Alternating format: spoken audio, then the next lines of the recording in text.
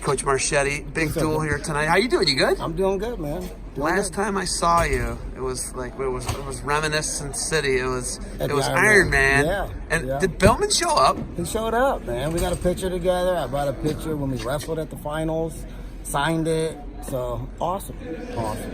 All right, big D2 duel for you guys tonight here. Yeah. This is one of our main rivalries. Yeah, and it's local. It's half hour away. Yep. They do a great job as well. And it's gonna be rowdy tonight. Tell you what, that's what you can count on here. The fans are gonna be rowdy. It's gonna be a good dual meet. Always is. Always is. This is for a dual meet. This is what we gear for. Okay, you guys are #2 team in the country. You just finished up national duels runner-up. St. Cloud beat you. Yeah. So they beat you in the finals. Yes, in the finals. So you guys were the 2 seed though. No, we were 3. You were the 3 seed. Yeah. So you beat the 2 seed. Yeah, Kearney. Well, Kearney was ranked or seeded 2nd, I believe. So, we were 3. Okay, so you beat the 2 seed. We never wrestled Kearney. You didn't beat Kearney? We didn't wrestle them. They got upset. They were on the other side. Oh, okay. So, we beat Wheeling Jesuit and McKendree. Okay, so you guys are in the finals, and then you fall short against that. And you guys were runner-up to them last year, weren't you? Correct. In the team championship. Correct. Okay, so it's a good rivalry getting I going. love them. You know, that's the rivalry. You know, that's what every team wants is to be able to battle against #1. You know, even with the Billman thing we talked about, I love it. It's it's whoever's going to be on, whoever performs, whoever prepared, and you never know until it's over.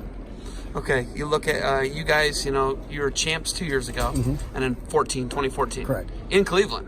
Yes. Appropriately enough, right? Correct. Okay, so you look at your 2-time champs. Yep.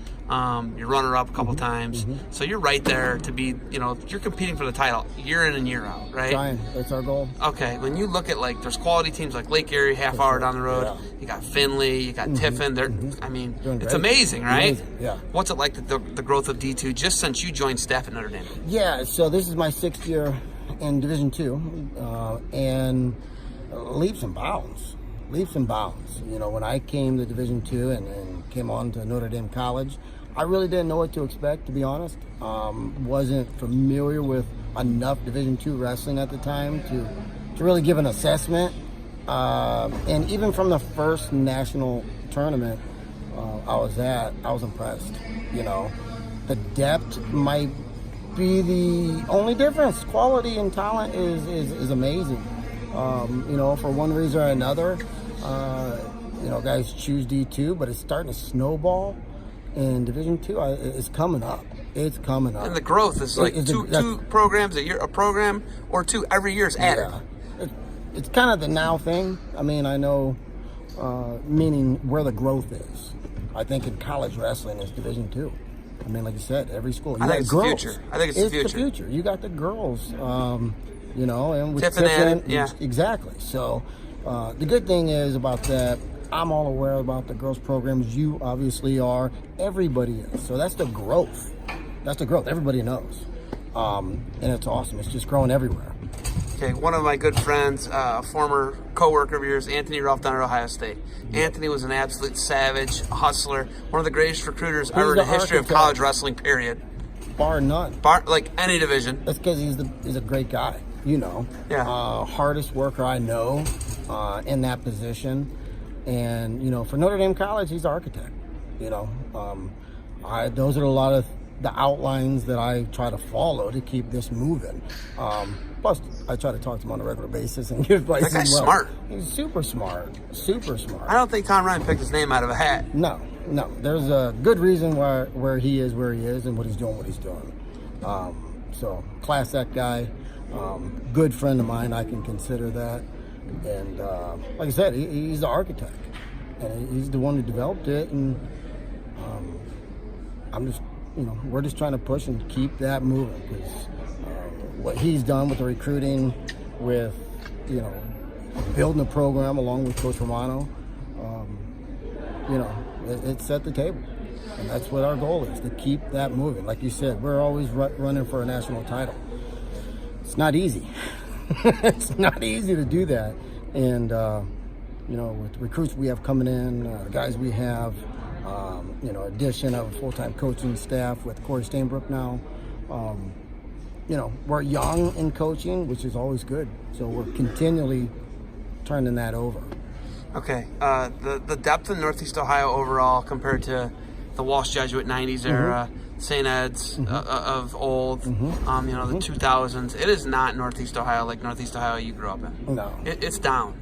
Yeah. Depth-wise. The elite's still elite. Correct. You still got the it's even got more elite actually. Correct. But the depth is just falling off. Yeah, that's just a generational thing. You see it everywhere. Times are different. Times are changing. More girl sports, So there's a lot of reasons why. Yes, it has lowered, but I'm sure it's turned over years before we were even there. So I think the growth is still good. I think it's moving with what Division I does with the show. Flow Wrestling obviously has made probably the number one impact in wrestling of making it fan friendly, people friendly, wrestler friendly, coach friendly, and making it accessible. So I think it's going to turn back over again. You think for the high school wrestling in Northeast Ohio is going to come back to what it was? The depth was incredible, man. No, not to what it was. I mean, it's hard to. Those early Walsh Ironmans you went to were just ridiculous. In high school, having dual meets that were just insane. Maple Heights dual meets. Yeah. Your Walsh's Maple Heights dual meets. I went to one. You guys, were you in the dual meet where the official passed away against St. Ed's? I was packed. Up in 2 matches, I believe. To the gills. Yeah. And you know what? They did the right thing. They canceled the dual meet, right? You had to. You had to, right? Oh, no. So, but I don't know if those days are going to come back. I don't know. You want them? I want them. I got kids. You have young kids. So, I think we want it for our kids. I don't know. I don't know if it'll come back or not. It's a different time right now. I was bored. I went outside and went on runs.